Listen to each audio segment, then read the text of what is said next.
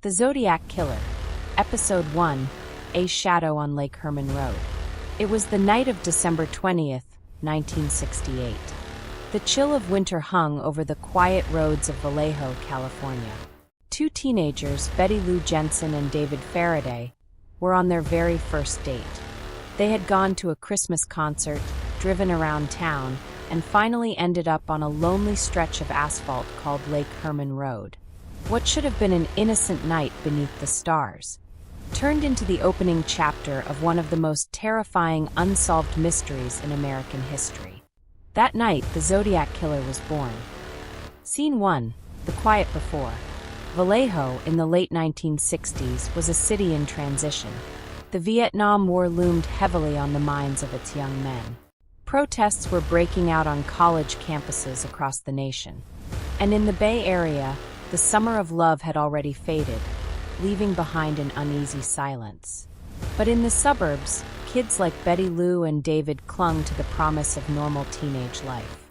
Betty Lou was just 16 years old, blonde hair, bright smile, a straight-A student who dreamed of becoming a teacher. David was 17, quiet, respectful, a Boy Scout turned high school athlete. Together, they represented everything innocent about small-town youth. Around 10:15 p.m., the two left Betty Lou's home. She promised her parents she would be home by 11. Neither of them would ever make it back.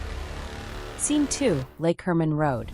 Lake Herman Road was a dark, winding two-lane stretch of asphalt connecting Benicia and Vallejo. Locals knew it as a lover's lane. That night, it was bitterly cold, with the December fog creeping over the fields. David parked his Rambler station wagon on a gravel turnout near the lake. It was quiet, too quiet. Then headlights. Another car pulled up behind them.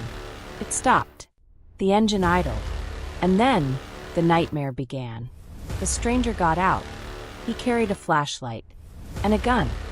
Scene 3, The Attack. In a flash, shots rang out. The first bullet slammed into the car, forcing David to scramble out of the driver's seat. He barely made it a few steps before a shot struck him in the head. Betty Lou bolted from the car, sprinting into the darkness. But the gunman raised his weapon and fired again. 5 shots echoed through the night. Betty Lou collapsed face down on the cold gravel, just feet from the road. By the time passers-by discovered them, both teenagers were gone. It was brutal. It was cold-blooded. And it was only the beginning. Scene 4. The investigation begins. Police swarmed the scene, stunned by the savagery. Who would execute 2 kids like this, without warning, without mercy? Shell casings littered the ground, .22 caliber bullets. Investigators noted the precision. This was no random drive-by. It was an execution. The small-town innocence of Vallejo was shattered. Parents locked their doors. Teenagers canceled late-night drives. And detectives were left with a horrifying question. Was this a one-time tragedy, or the start of something much worse? Scene 5, The Calm Before the Storm. For 6 months, the case went cold. No suspects. No motive. The community grieved, and slowly life moved forward. Until the night of July 4th, 1969. Another young couple. Another isolated location. And a killer who would make sure the world knew his name. But before we go there, let's pause. Because to understand the terror that was about to unfold, we need to understand the world in which the Zodiac emerged. Scene 6, California in 1968. The late 1960s were a paradox. On one hand, America was bursting with change, civil rights marches, new music, youth revolutions. On the other, violence simmered beneath the surface. The Manson family was on the rise. The Vietnam War divided the nation. And in California, whispers of danger seemed to linger in the air. In this climate, the Zodiac's first strike wasn't just a murder. It was a declaration. Someone was out there, watching. And he wasn't finished. Scene 7, The Next Victims. Fast forward to July 4th, 1969. Darlene Ferrin, a 22-year-old waitress, and her friend Michael Mageau drove to Blue Rock Springs Park, just a few miles from the site of the Lake Herman murders. As they sat talking in Darlene's car, headlights appeared behind them. The vehicle pulled in, parked, then drove away. Moments later, it returned. This time, the driver got out. He walked toward their car with a flashlight. And then, gunfire erupted. Bullets tore through the windows. Michael was struck in the face, neck, and chest. Darlene was hit 9 times. Incredibly, Michael survived. Darlene did not. Scene 8. The phone call. Less than an hour later, a call came in to Vallejo police. The voice was calm, steady, chilling. I want to report a double murder. If you will go 1 mile east on Columbus Parkway, you will find kids in a brown car. They were shot with a 9mm Luger. I also killed those kids last year. Goodbye. The man hung up. For the first time, the world heard the Zodiac speak. Scene 9. The Zodiac emerges. The following month, newspapers in San Francisco received 3 letters. Each one was handwritten. Each one contained a piece of a cryptogram, a coded message. And each one began with the same chilling phrase. This is the Zodiac speaking. It was official. A serial killer had declared himself. And he wanted the world's attention. The cipher, when cracked, revealed a message of pure evil. The killer admitted to the murders and promised more to come. He spoke of enjoying the thrill of killing. And he demanded that his letters be printed on the front page, or else. The press complied. And just like that, the Zodiac Killer became a household name. Scene 10. The fear spreads. From Vallejo to San Francisco, fear gripped the Bay Area. People avoided late-night drives. Parents warned their children not to go out after dark. Couples thought twice before parking in secluded spots. The Zodiac was watching. Or so it seemed, and he loved it, because for him, the fear wasn't a side effect. It was the goal. Closing reflection, Part 1.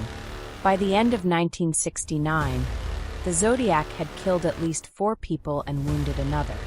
He had taunted police with letters and codes, and he had turned the Bay Area into a community gripped by paranoia. But this was just the beginning. The most shocking crimes and the most cryptic puzzles were still to come. In our next episode, we'll dive deeper into the Zodiac's reign of terror, his most infamous letters, the media frenzy, and the chilling Lake Berryessa attack that left one survivor with a story you'll never forget. This is True Crime Files Stories, and this is only the beginning. Part 2. The killer had now stepped into the light, taunting police, boasting of his crimes, and signing his name. The Zodiac. But the Bay Area had only begun to understand the horror that was to come. Scene 11. The Letters and the Cipher. On August 1, 1969, 3 Bay Area newspapers, the San Francisco Chronicle, the San Francisco Examiner, and the Vallejo Times-Herald, each received a letter. Each was written in neat, deliberate handwriting. Each contained 1/3 of a cryptogram. And each began with the words, "This is the Zodiac speaking." The demand was simple. Publish the cipher, or more would die. The message inside the cipher, when solved days later by a local schoolteacher and his wife, stunned the nation. It read, "I like killing people because it is so much fun. It is more fun than killing wild game in the forest because man is the most dangerous animal of all." The killer bragged of his crimes. He promised more bloodshed. And he signed off not with a name, but with a crosshair-like symbol, a circle with a cross through it, the mark of the Zodiac. Scene 12. Panic in the Bay Area. The letters made front-page news. People began to see danger in every shadow. Schools whispered about lockdowns. Lovers' lanes turned into ghost towns. Every strange car on the road was a potential killer. The Zodiac had captured not just the attention of law enforcement, but the imagination of a terrified public. And he was just getting started. Scene 13. The Lake Berryessa attack. On September 27, 1969, 3 young women were sunbathing on the shores of Lake Berryessa when they noticed a strange man watching them from a distance. He disappeared, but the unease lingered. Later that afternoon, just a short distance away, Cecilia Shepard, 22, and Brian Hartnell, 20, spread a blanket on the grass, enjoying a picnic by the water. They had no idea they were being hunted. Out of the trees, a man emerged. He wore a black executioner-style hood. On his chest, the Zodiac's signature crosshair symbol. In his hand, a gun. Scene 14, the horror unfolds. The man ordered them to lie down. His voice was calm, almost casual, as he explained that he had escaped from prison. He said he only wanted money and their car. But he lied. From behind his back, he produced a long knife. He tied their wrists, securing them with rope. And then, in an act of pure calculated terror, he stabbed them both. Brian was stabbed 6 times. Cecilia 10. As they bled, the hooded figure walked calmly away, disappearing into the trees. Before he left the area, he scrawled a message on Brian's car door. A black marker inscription. It read, Vallejo, December 20th, 68. July 4th, 69. September 27th, 69, 6:30. By knife. It was a signature. A boast. A timeline of terror. Cecilia would later die from her wounds. Brian survived, and became one of the only people to ever look the Zodiac in the eye and live to tell the tale. Scene 15, the chilling phone call. Not long after, the Napa County Sheriff's Office received a call. The man on the line confessed. His words were cold, almost devoid of humanity. I want to report a murder. No, a double murder. They are 2 miles north of park headquarters. They were in a white Volkswagen Carmen Ghia. I'm the one that did it. The Zodiac hung up. Once again, he was in control. Scene 16, the Presidio Heights murder. Less than 2 weeks later, on October 11th, 1969, the Zodiac struck again. This time, his victim wasn't a young couple in a secluded area. It was a cab driver in the middle of San Francisco. Paul Stein, 29, was working the night shift as a taxi driver. At around 9:55 p.m., he picked up a fare near Union Square. His destination, the Presidio Heights neighborhood. But when the cab pulled over, the passenger drew a gun. Paul was shot point-blank in the head. Residents nearby heard the shot and looked out their windows. Some saw the killer wiping down the cab before walking away. Calm, deliberate. Within minutes, police swarmed the area.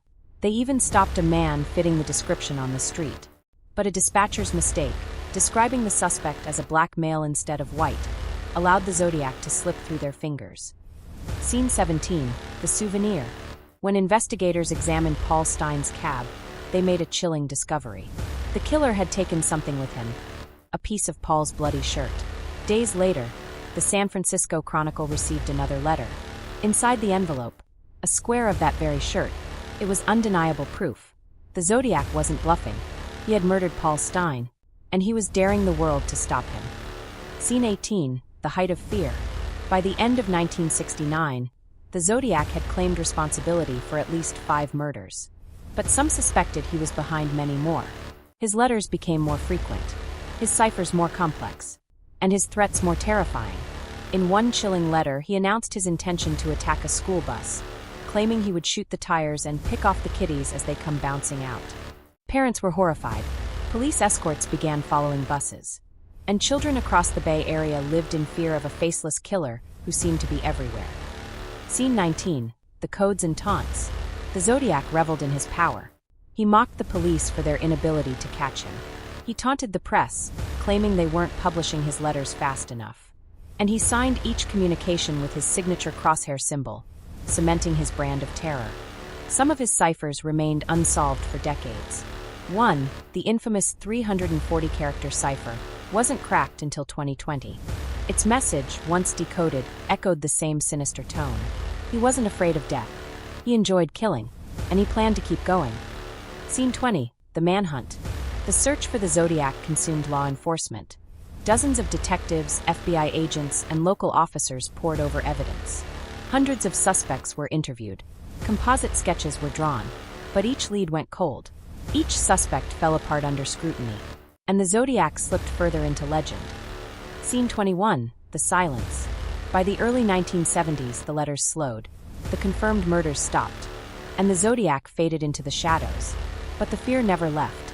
To this day, the Zodiac Killer remains one of the most infamous and elusive criminals in history. His identity is still unknown, his true victim count still debated, and his legend still alive. Closing reflection. End of episode 1. It began with the brutal slaying of 2 teenagers on a cold December night. And by the end of 1969, The Zodiac had transformed Northern California into a community living under siege.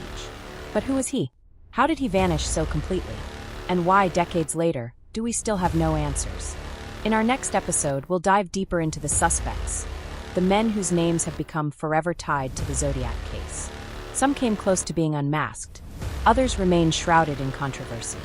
And each one carries a piece of the puzzle that could finally reveal the face behind the crosshairs. This is True Crime Files Stories, and the story is just beginning.